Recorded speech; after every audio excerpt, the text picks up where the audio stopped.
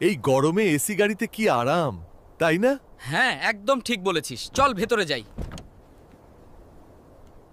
আপনি কখনো ভেবে দেখেছেন রোদের মধ্যে গরমে পড়তে থাকা গাড়ির ভেতরে ঢুকে হঠাৎ ঠান্ডা বাতাস পেয়ে যে আরামটা পাওয়া যায় সেটা সম্ভব হয় কিভাবে? গাড়ির এসি চালু করলেই যেভাবে ঠান্ডা বাতাস বের হয় সেটা শুধু একটা ফ্যান না, বরং এর পেছনে কাজ করে পুরো একটা রেফ্রিজারেশন সাইকেল। আর আজকের ভিডিওতে আমরা সেই পুরো সিস্টেমটা জানা বা দেখার চেষ্টা করবো ইনশাল্লাহ, একদম ভেতর থেকে একটা একটা অংশ ধরে। চলো ভিডিওটা শুরু করা যাক।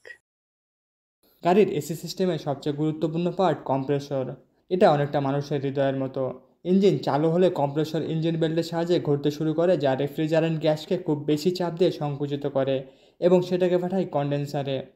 সেই অবস্থায় রেফ্রিজারেন্ট তখন অনেক গরম আর হাই প্রেসারে থাকে।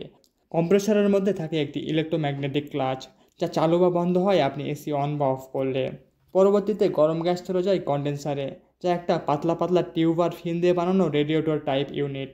এটা সাধারণত গাড়ির সামনের দিকে থাকে, যাতে বাইরের বাতাস সহজেই গ্যাসকে ঠান্ডা করতে পারে। এখানে রেফ্রিজারেন্ট ঠান্ডা হয়ে ধীরে ধীরে তরলে রূপ নেয়, কিন্তু হাই প্রেসারে থাকে। এই পর্যায়ে গ্যাসের অবস্থা অনেকটা গরম পানির মতো, লিকুইড কিন্তু প্রচুর শক্তি জমা। এরপর আসে রিসিভার ড্রায়ার বা অ্যাকুমুলেটর, যা সিস্টেমকে শুদ্ধ রাখে। এই অংশটা অনেক সময় চোখ এড়িয়ে যায়।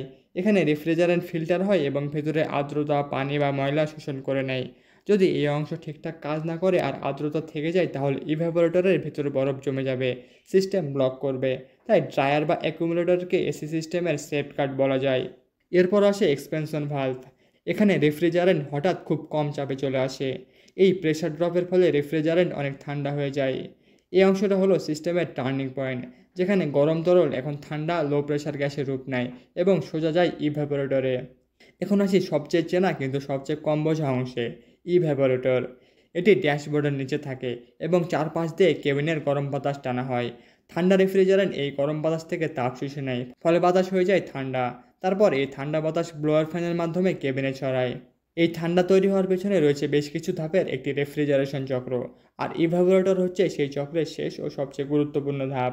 এরপর ইভ্যাপোরেটর থেকে গ্যাস আবার ফিরে যায় কম্প্রেসরে, আর সাইকেল আবার শুরু হয়।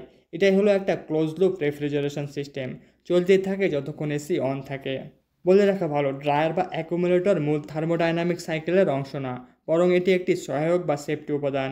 আর এই ধরনের ধাপ বাদ দিলে রেফ্রিজারেশন সাইকেল সাধারণত 5টি প্রধান ধাপে ব্যাখ্যা করা যায়, যেমন compressor, condenser, expansion valve, evaporator আর গ্যাস আবার কম্প্রেসরে ফিরে আসা। এসি নষ্ট হওয়ার আগে যে লক্ষণগুলো বুঝবেন: এসি চালালে বাতাস আসছে কিন্তু ঠান্ডা না, তাহলে কম্প্রেসর ক্লাস বা গ্যাস লিক চেক করতে পারেন। পেছন থেকে গন্ধ আসছে, কেবিন ফিল্টার বা ইভ্যাপোরেটর চেক করতে পারেন। ঠান্ডা কমে গেছে ধীরে ধীরে, গ্যাস লিক কিংবা এক্সপেনশন ভালভ ব্লক কিনা দেখতে পারেন। কন্ডিশনের সামনে যদি আবার বেশি ধুলো জমে, ঠান্ডা হবে না, রেগুলার পরিষ্কার রাখতে হবে।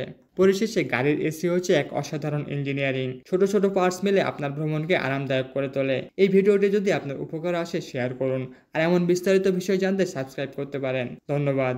আমাদের ভিডিওটা এখানেই শেষ। চলো এবার জঙ্গলে ফেরা যাক।